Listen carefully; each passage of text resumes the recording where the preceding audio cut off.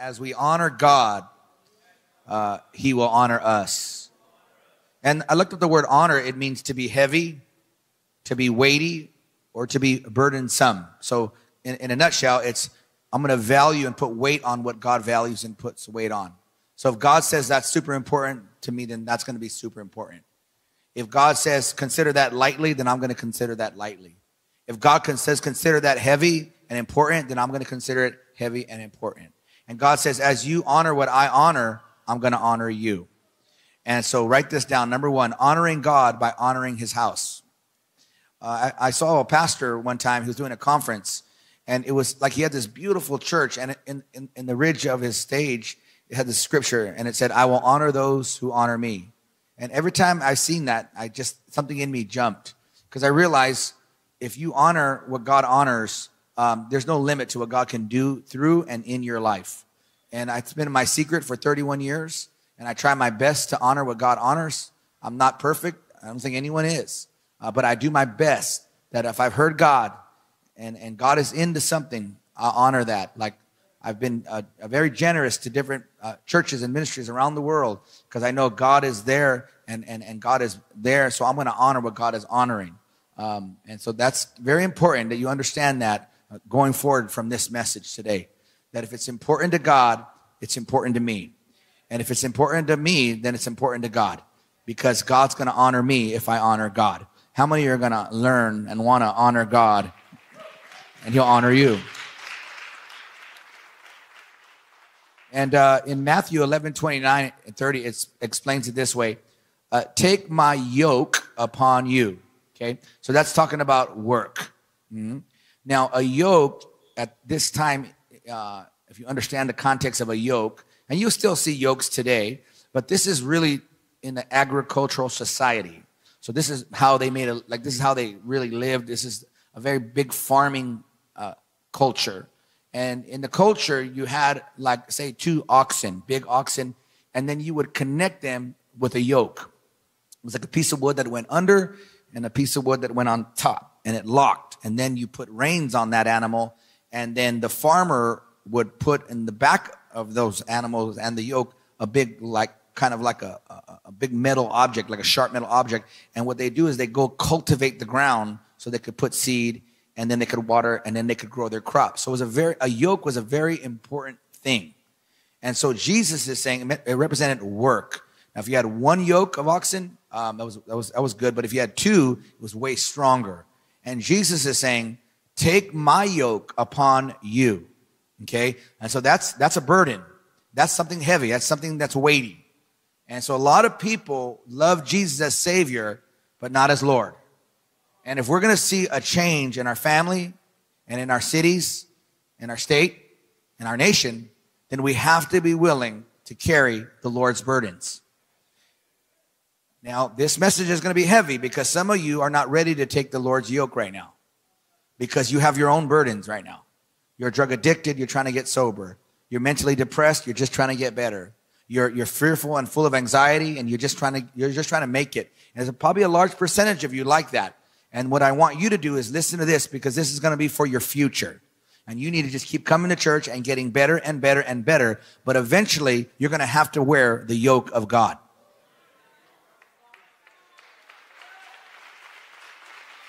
When I first came to the Lord, I couldn't wear a yoke. I was drug addicted. I was depressed. I was crazy. So I couldn't wear a yoke. I wasn't ready for the yoke of God. But as I grew in the Lord and I got better and I got stronger, remember Samson when his hair started growing back? In the sense of my hair, my health, my mental health, my spiritual health started growing back. And then God said, okay, I have something for you now. And I need you to carry my yoke. Okay? So that's why I want to put it in context because some of you are going to listen to me like, Pastor, I'm just trying to stop smoking crack. I understand. I'm going to help you. Okay, now. Take my yoke upon you. Let me teach you. Because I am, here it is, humble and gentle at heart. So the Lord's not going to have you wear the yoke if you're not ready for it. But why is God telling me about this? Because some of you are ready for it and you're running from it. And you need to surrender to it. Because if you wear it, you're going to find rest for your souls. For my yoke is easy and my burden is light. So he said it is a yoke, but it is easy and it is light. And there's a reason for it. And I'll explain it in a little while. Matthew chapter 16, 18, and we're still talking about honoring God by honoring his house. Matthew 16, 18, Jesus explains it even in greater detail. He says, now I say that you are Peter. Now that Peter represents apostle. And that's a grace that God gives the church. So he's not saying Peter the man. He's saying the grace that he gives to the church. I say to you that you are Peter. Say man. All right, let me say it again. I say to you that you are Peter. Say man. And upon this rock I will build my church. Say God. So God is saying, I will build my church through men. See that? I want you to see it. I will build my church. Iglesia, called out one. I will build my church, but I'll build it through men. Because I think a lot of times we hear God's going to build the church and we think, yes, Jesus is going to do it. Yes, but he's going to do it through you and me.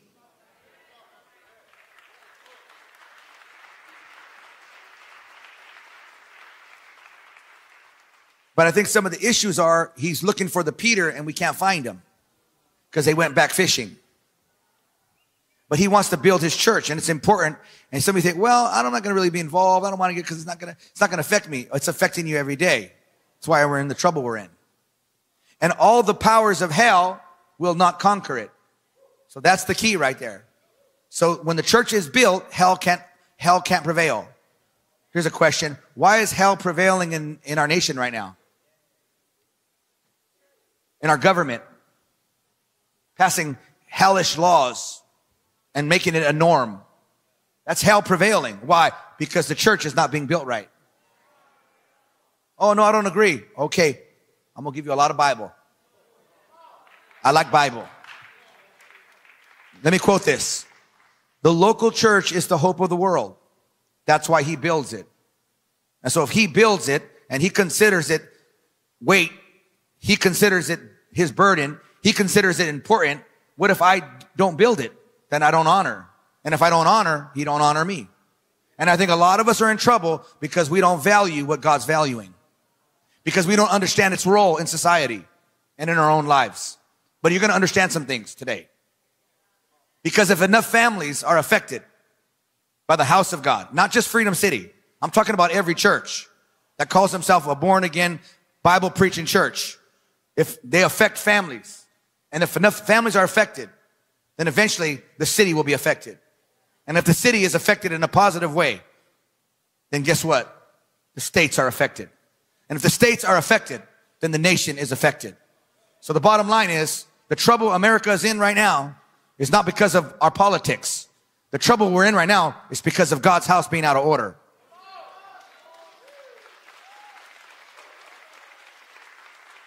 Oh, I'm going to say some stuff.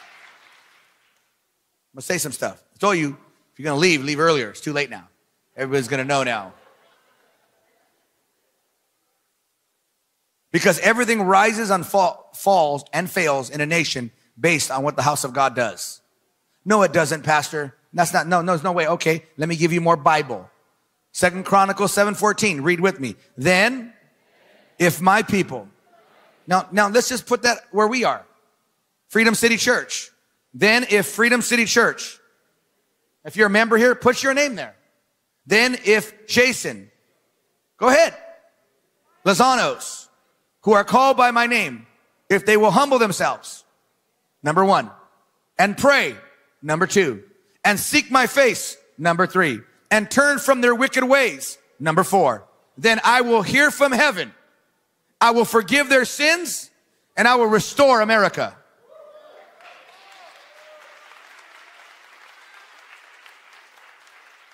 Because I hear a lot of rhetoric right now, and I understand it. People are nervous. They're nervous because of the direction of our nation. They're nervous because of some of these laws that are being passed. And again, I'm not saying we're not part of a political arena and we shouldn't vote and we shouldn't pray for those in authority, because the Bible's clear on that. But I felt the Holy Spirit say, what are you doing? We're complaining about our nation, but you don't even serve. We're complaining about our nation, but you don't even give. Complaining about our nation, but you don't even care about God's house. You got nothing to complain about. Oh, Lord, help me, help me, help me, help me, Jesus. It's powerful. I'm going to give you more Bible so you get the argument out of your head. I got to get that argument out of your head because we're so locked into YouTube and Fox News and CNN, and we're so locked in that screen, we're not looking in the mirror. I'm saying it's me, Lord, that needs to turn from my wicked ways. How do we get in the mess we're in right now? How did we get in this mess? It's because the church fell asleep and we haven't woken up. We've got to be careful for the manipulation and the cunning craftiness of these politicians. Listen to me. We're going to vote. If somebody gets in office and we have a good turnaround for 4 years, in 4 years, we're going to be in the same boat. And 4 years from there, we'll be in the same boat. And in 4 years, and that's not how God called us to live. We're supposed to be one nation under God. That means one nation that builds the house of God. Oh, I'm preaching. Now, I'm not responsible for the church down the street. I'm not responsible for a church in Texas or Nevada. I'm responsible for Freedom City Church Whittier. So I'm going to talk to you because you're my responsibility. Somebody ought to shout amen.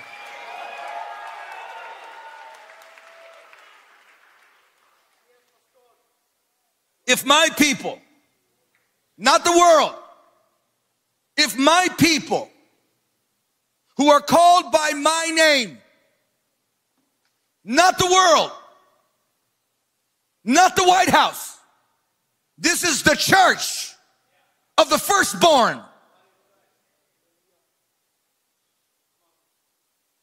1 Peter 4:17, I need you to read it. This is New Testament. This is not Old Testament. Peter is quoting Old Testament, but he's bringing it to the reference of the New Testament. And he says what? Read it. Where does it begin? And what is the house of God? You're looking at it. So judgment begins with me. What am I doing to honor what God is honoring? If Jesus is going to build the local church, am I part of that body? Am I accountable? Or am I a church hopper? Going from one church to another church to another church to another. No, you got to find out where you're supposed to be. Get planted and put your gift on an altar and let God raise you up. Come on, somebody ought to help me here. I will build my church. And again, some of you are just trying to get better. That's fine. But I'm talking to members. I'm talking to people that God has touched your life. You're gonna be held accountable for what God has put in on your life. I'm gonna keep reading. Matthew 5:13 and 16. Read with me. You are. Tell your neighbor the salt of the earth. Look at me. How many like salt? The other day I had a burrito. The guy was bragging, it's an organic burrito. It's the best burrito in town. I bit it. I said, this is not the best burrito in town. There is no salt in nothing. No good. No bueno burrito.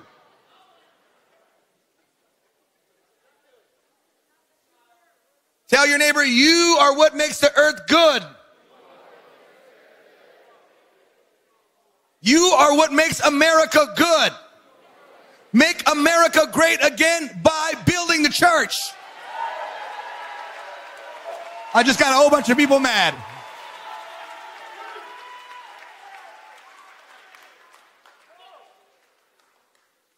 Because you could put somebody in the White House tomorrow, but in 4 years they're going to be gone. And their policies will be confronted and the change will come. But if we build the local church, we build the one down the street build, and the thousands and thousands of churches rise up and everybody does their part. No, listen, the nation will change overnight. I got one clap and a half an amen, but I'm talking Bible. Because it's easy to point. You're the blame, and you're the blame, and you're the blame. But what about looking in the mirror and saying, what am I doing? Am I part of a solution or am I part of the complaining? Because complaining doesn't change anything. We got to put our hand to the plow and we must build the kingdom of God.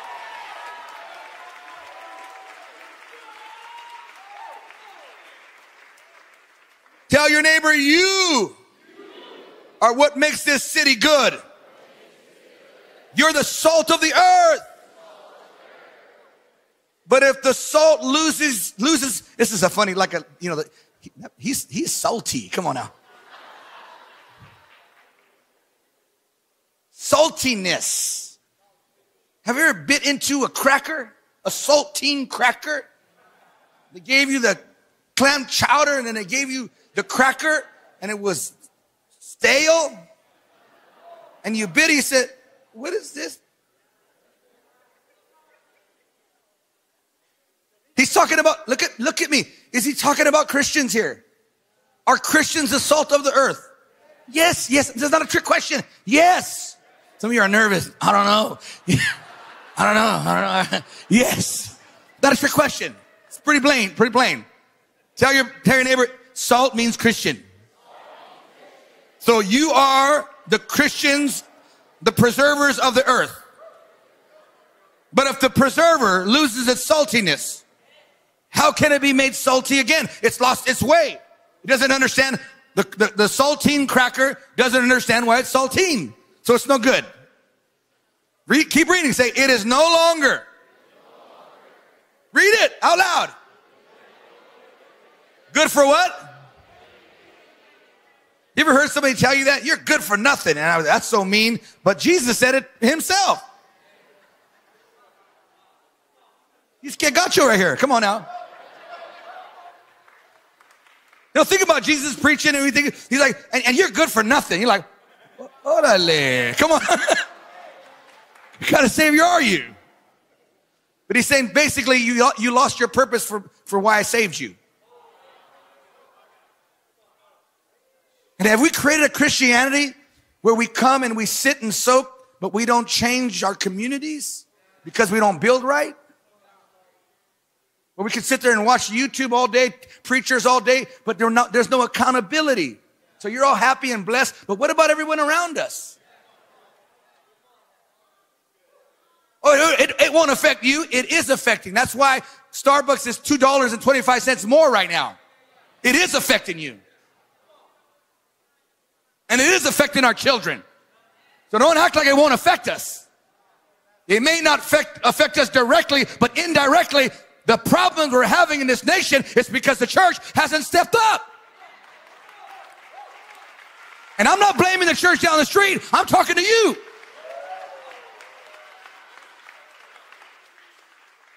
See, no one wants to hear this, huh? We all want to point the finger and blame. And this is a new one. Oh, Lord, we need revival. Yes. Now let's go build. Can't find nobody. Let's pick up an offering. Can't find nobody. Let's all serve. Can't find nobody. What are you talking about, revival?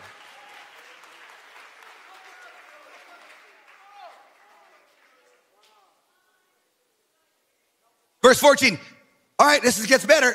Read with me. Tell your neighbor, you are the light of the world. A town built on a hill cannot be hidden. Neither do people light a lamp and put it under a bowl. Instead, they put it on a stand and gives light to everyone in the house. Everyone in the house. When the house of God is lit up, everyone in the city can see. In the same way, let your light shine. In the same way, let your light shine. In the same way, let your light shine before others that they may see. They got to see something. Your good work. And when they see you doing the work, when they see the church changing lives, then it will glorify our Father in heaven. But it will not happen until they see us do something together. Come on and clap like we're going to put our hand to the plow. Yeah. Feel that tension? You feel that tension? It's a real thing. Number 2. I got 3 points. Number 2. Write this down. In order for the church to be built up, everybody must do their part. I don't care about the church being built up. You don't care about your nation. See how we don't connect it? We don't. We say, that's the politics, that's the Democrats, that's the Republic, it's the Republicans' fault, it's the Democrat fault, it's the government fault, and yet God said, no, it's your fault. Hold on, hold on, hold on, hold on, hold up. If my people who are called by my name will humble themselves and pray and seek my face and turn from their wicked way, I will hear from heaven, I will forgive their sin, and I will restore their nation. You don't want to hear me? Somebody shout like I'm preaching, thus saith the Lord. I gotta unscramble all your head.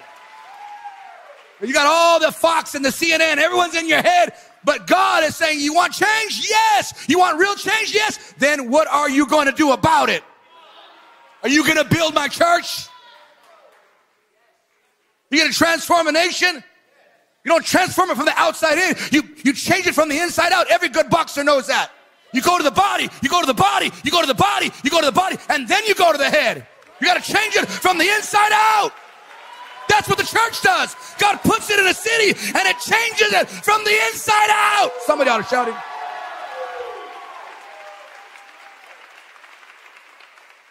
But we're asleep at the wheel. The preacher's asleep.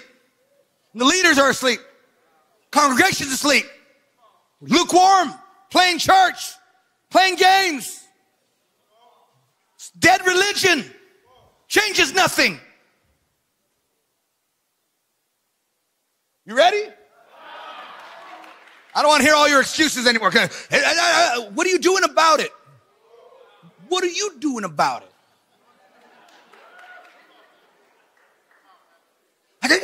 What are you doing about it? Ese? All the whoop, whoop, whoop, whoop, whoop, whoop, whoop. What are you doing about it? Well, yeah, that's the issue. Crawdad, backing up. I'm calling you out on the carpet today. Some visitors are here going, oh my God. Okay, I'm sorry, but I'm not. Romans 12, let's go. Read the Bible. Say, therefore, I urge you. That means I beg you. Paul said, I beg you, brothers and sisters, in view of God's mercy, what God has done in your life, offer your body, offer your body, offer your body, your body, your body, your body, your time, your energy, your talent. God needs your body, not just your mind or your spirit. He needs your physical body. As a living sacrifice. Imagine, that's the problem. No, who wants to be a living sacrifice? Remember Abraham told, hey, you're going to put your son Isaac on the altar. God told him, imagine being Isaac. We're going up the hill, Dad. I see the wood, Dad. I see the fire, Dad. I see the knife. Well, where's the sacrifice? He wasn't that dumb. He's like, it's me. And we put you on the altar, ready to sacrifice you to the glory of God. You're going to serve God what he put on your life. And you jump off the altar and run back to the club.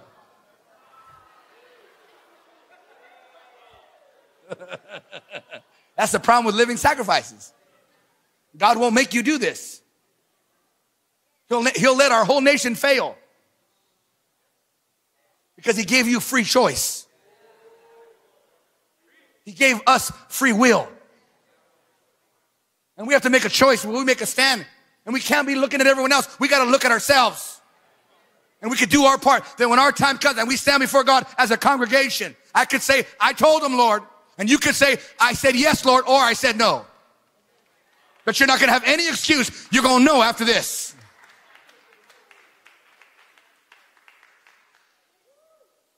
Holy, somebody say holy. That means you got to live right. That's part of the problem right there. We got to get you to live right. And that's why I was very kind when we first came in this room. I was very kind. And I'm going to be very kind to a lot of people in this room because you're trying to just live holy right now. Some of you are sleeping around with everybody, and now you only sleep around with few people. So you're doing better. Now we got to get you all cleaned up. Come on, somebody. See?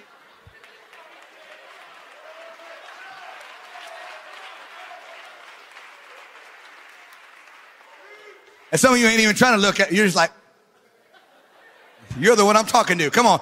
That old fake mouth. He must be talking to them. Is you. Lord knows. That's why you're here. Somebody say, holy. I feel like preaching now. Holy. Come on. Holy. All right, all right, all right. And pleasing to God. This is your true, proper worship. Worship is not just, hey, Lord, I love you. Okay, now get up and let's work. Oh, no. Can I tell you a funny story about this or no? You know, Pastor John David, I think he's back there serving somewhere. We used to pray a lot, so he'd pray like real deep. You know? He'd be in the room praying, and I look in there, and he's still praying. He looks like he's floating, you know, off the ground almost. Like he's like this. Just kidding. He floated off the ground, and I said, JD. He looked at me like I was a devil, like I'm in the spirit. I said, brother, you've been in there hours. Come on.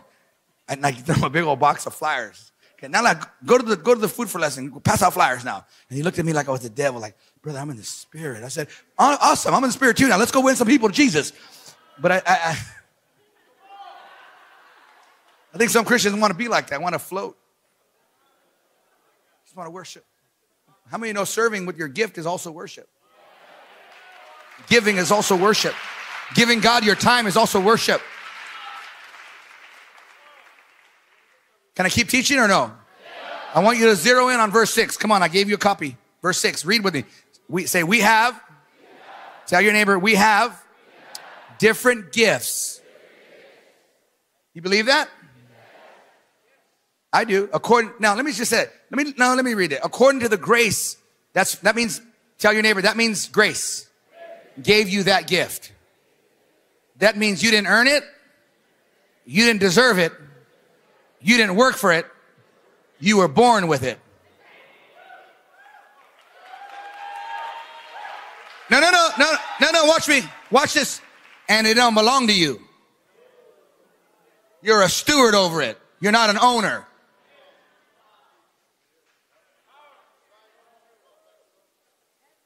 It is heavy. Now here's some gifts. It's just a few. Watch me. If your gift is prophesying, prophesy your way through there. Come on now. In association with your faith.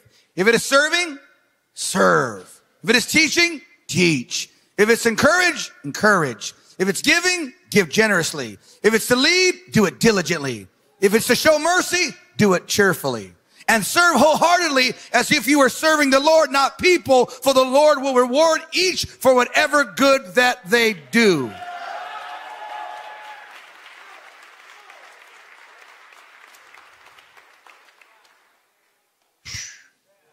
The Bible's full of all these gifts. Like you have gift of hospitality.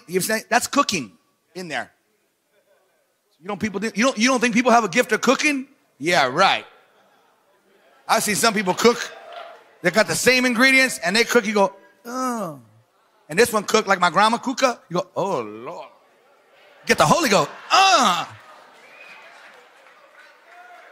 used to just go there for her papas. Mom, grandma, make me papa. No.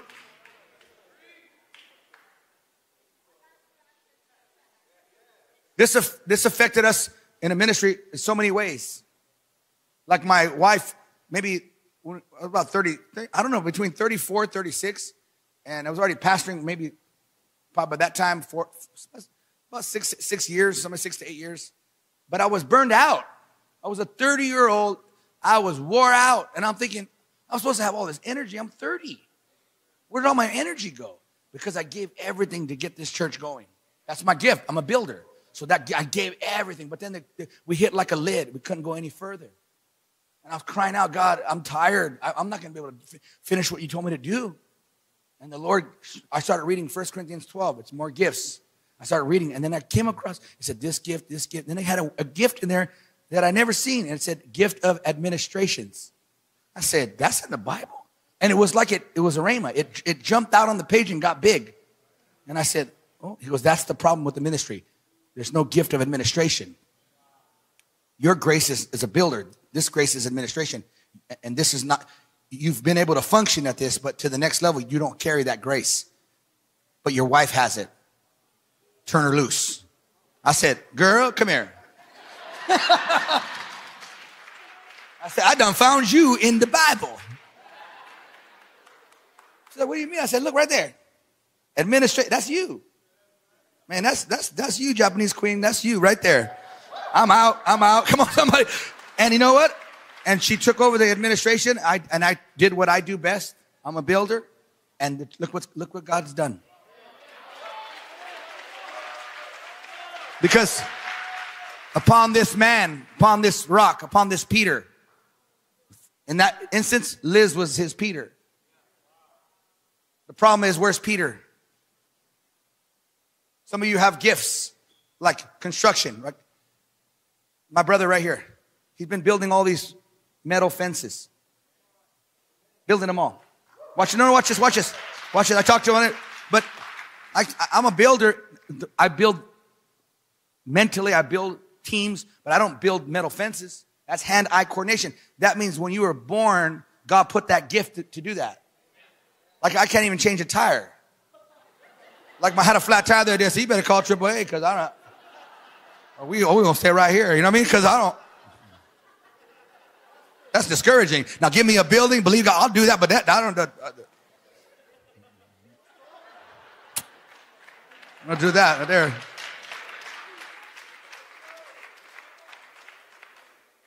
You have a gift. I feel like Oprah. And you have a gift. And you have a gift. And you get a car. And you have a gift. Right? And tell your neighbor, and you got a gift. And some of you, no, watch me. You got like 2, 3 gifts.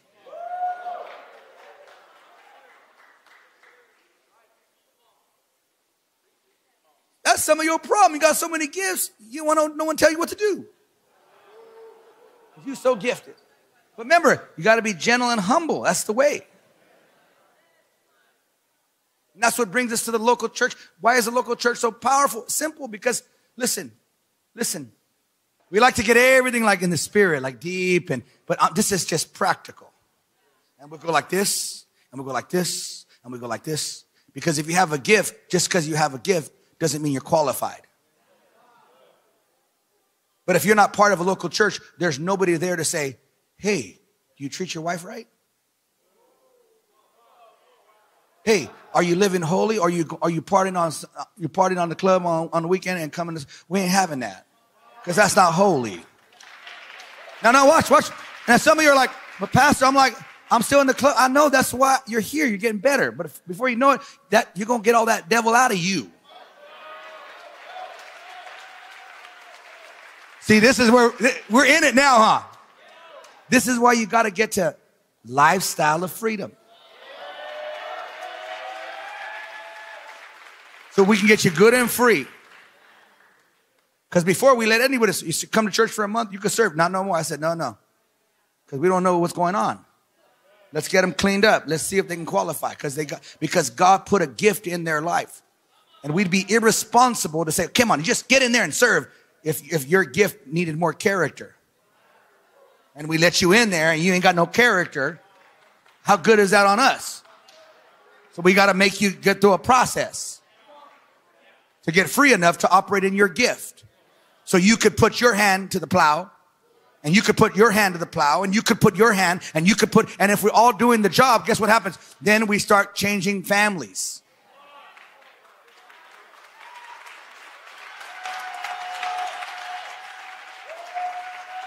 You see, and then next thing you know, 50 families are changed, 100 families are changed, 500 families are changed, 1,000 families are changed, 5,000. You start changing 10,000 families, now the city starts looking different.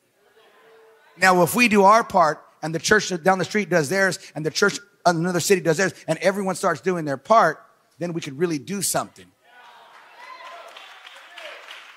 And we can't do it like a church hopping, playing games, entertain me. And now I'm going to come sit. Oh, that was a great message. And I'm going to go and not be accountable. How is that going to build the church? You could do that for a season to get better. That's fine. But at some point, God, the Holy Spirit, is going to call you out and say, I put that gift on your life. I put this talents in your life. Now you need to bring it to the table and you need to be accountable, because upon this Peter, upon this Liz, upon this Jason, upon this rock, I will build my church, and the gates of hell will not be able to prevail. Now this will require, please sit down. This will require, thank you. This will require maturity, change. This will require us changing from some wicked ways. This will require us being salty in a good way.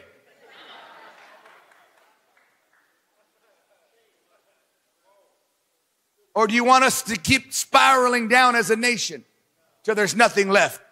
And when you look at our dollar, one nation under God, it's not the truth at all. It's one nation under corrupt government.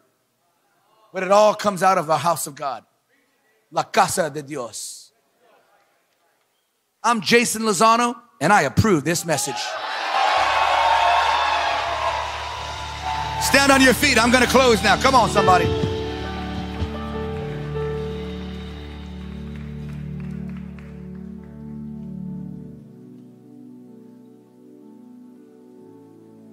See? Yeah. I was your children's pastor, remember? You were orphaned, remember? Your mom's gone. Look at God. Come, get discipled, get rescued. Now you're better. Then God brings a great man in your life. And now you start training your children the right way. It's a challenge. Because you have to break the generational curses. And now you guys run married group. Now you're helping other people. And then they can help people. And they can help people. It's not about complaining. It's about doing the work. It's about taking young men in and young women in. It's about running family groups. I had a young girl earlier. You don't even know how many people call us every day. Mental health, suicidal. You got to take them in. They got to be a family. God has more for them than just get sober and get out of depression. That's the first thing. We'll get that free. Go through a lifestyle of freedom. We'll get you free. But see, you got to commit to that. Some of you like to play with your freedom, like bondage freedom, because you got a demon in you. And every time you want to get free, that demon snatch you back. But you got to make a commitment. I'm going to go to lifestyle of freedom. I'm going to get this devil out of me, and it's going to stay out, and it ain't never come back. It's powerful, dude. I'm pastoring you right now. I'm a spiritual dad. I'm pastoring. I'm fathering you right now. My wife came from a divorced family. This is not a judgment. This is the truth. I came from a divorced family. I came from a bondage and a broken home. But now my kids, they see us loving each other. There's no talk of divorce. There's no fighting. There's no arguing because we broke the curse.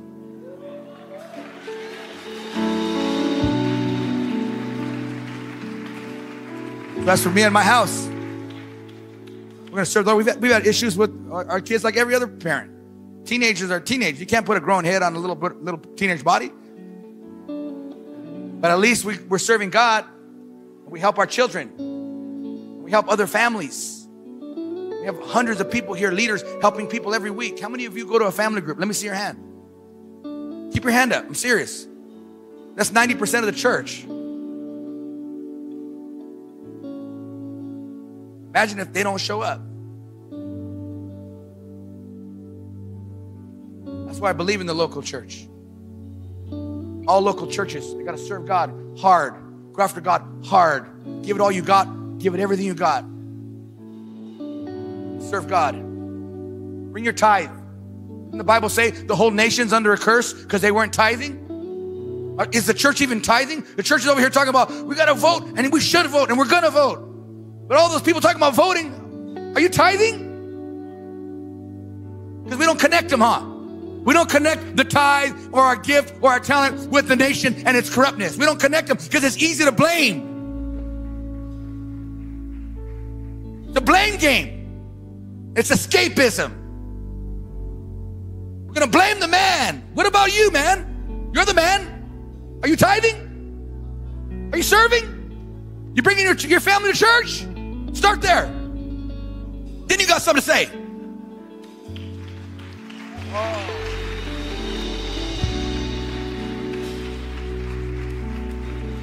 I love you. I think this is one of the best sermons of the year, honestly. And I'm going to stay on this as long as the Holy Spirit allows me. I love you. And And I want to see our cities changed. I feel like we have a mandate as a church to put 10 freedom cities in Los Angeles. I think we can make an impact. But God needs your time, your treasure, your talent. He needs you. He needs me. He needs us. Now I understand you're getting better. I understand that. That's why we have homes. That's why we have, discipleship. I know you can just get better. But even while you're getting better, you can be part of a group. Bring some cheese, bring some crackers. Vacuum the leader's carpet, do something. Clean the toilet, do something, man. Come on, somebody. Do something. Don't just be a taker. Don't just be a taker. That's the problem. Everybody just wants to take, but no one wants to give back, and then we want to complain. It's like that in our companies. Everyone complaining about the management, complaining. But what are you doing to change that company? We got to be responsible. We got to be light in a dark world. We got to live upright in a crooked and perverted generation. But it starts with us. For me and my house, we're going to serve God. I'm going to give you one more scripture. Can I give you one more scripture? It's found in Psalms chapter 35:27. I don't need to read it. I know it. Let them shout for joy.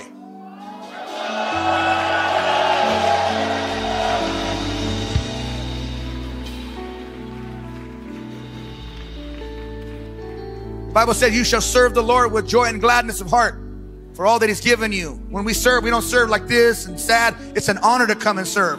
It's an honor to build God's house. It's an honor to run a family group. Come on now.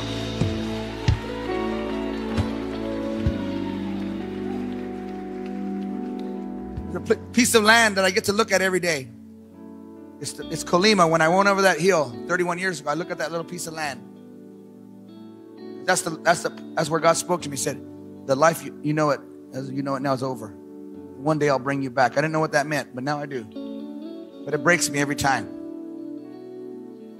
It breaks me every time. Because I wasn't the sharpest tool in the shed. I was just telling Liz yesterday, I said, why would God use us? It's not because we were the best. Maybe because we were the best looking. No, just kidding. No, just kidding. We come from the most broken families. But what I learned about God, he could take the little gift you have, if you give it to him and surrender it to him. I know it's sometimes it's scary because you can be vulnerable, you can be hurt, all these things. But it's worth it to serve God. Get your gift like Moses. All he had was a little stick. But God took that stick and changed the world. And he took our little gift and he's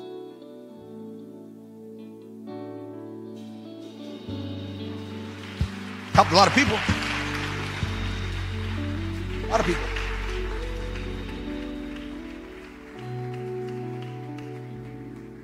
My Bible said if you're willing and obedient, you'll eat the best of the land.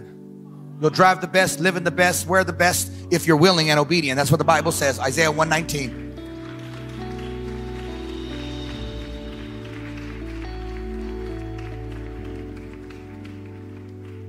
Let them shout for joy, Psalms 35:27, and be glad. Who favor, who honor, who respect my righteous cause. I'll build my church. Let them shout for joy and be glad who favor my righteous cause. Let them say continually, let the Lord be magnified.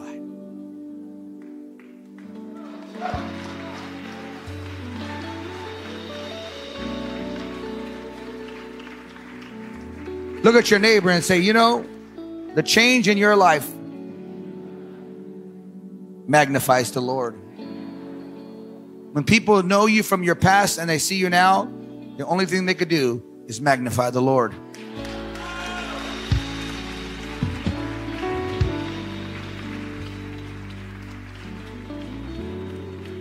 And if we're here for any other reason, if that's not our main goal, you need to check yourself.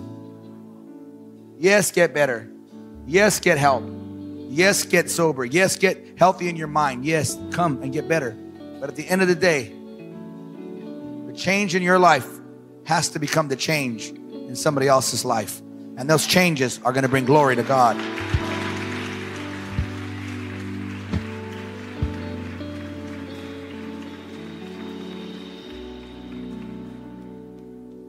Let them shout for joy and be glad who favor my righteous cause. Let them say continually, let the Lord be magnified, who has pleasure, who has pleasure, who has pleasure. The Lord who has pleasure, the Lord who has pleasure in the prosperity of his servants. Glory to God.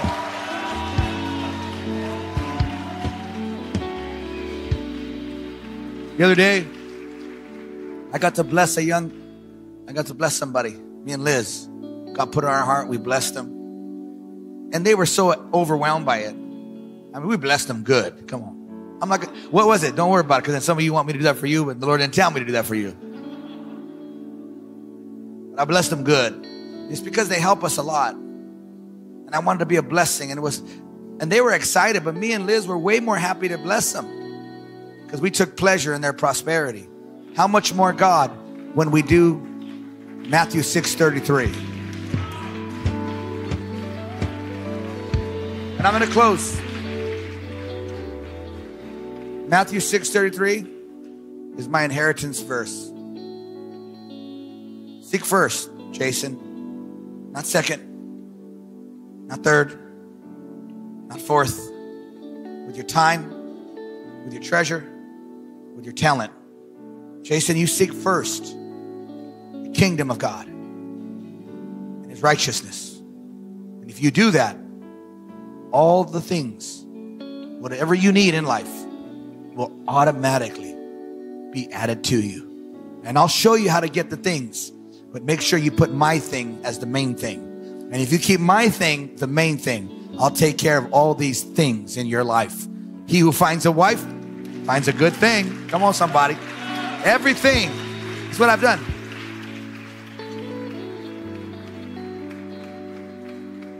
There's no way I should be here preaching. We're about to fly to what? Malaysia. Preach to I don't know how many people. Then we're flying to South Africa, preaching to 100,000 people. Then we're doing something else in Washington, D.C. at that Bible museum, preaching to I don't know how many thousands of people. There's no way I get to preach to you fine folk every week. Come on, somebody.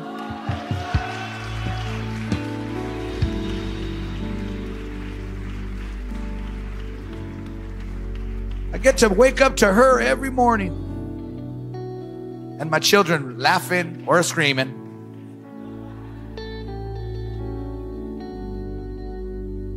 It's a miracle. But it's very simple.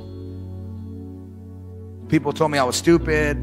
They told me they're taking advantage of you. They told you you'll never amount to, it doesn't matter. I just put my hand to the plow. I started vacuuming carpets and cleaning toilets for Jesus. Not a problem. And glad to do it. Glad to do it. Honored to do it. It's my Father's house. It changed my life. I pray this message touched you. Let's make a confession today. Would you lift your hands to heaven and say, Lord, I hear what you're saying loud and clear. That if your people who are called by your name will humble themselves and pray, seek your face, turn from our wicked ways, you'll hear from heaven.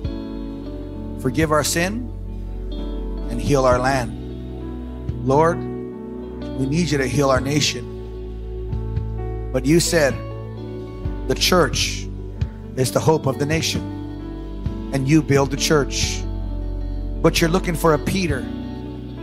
So Lord, I bring my time, my tithe, my treasure, and my talent, and I lay it at your feet.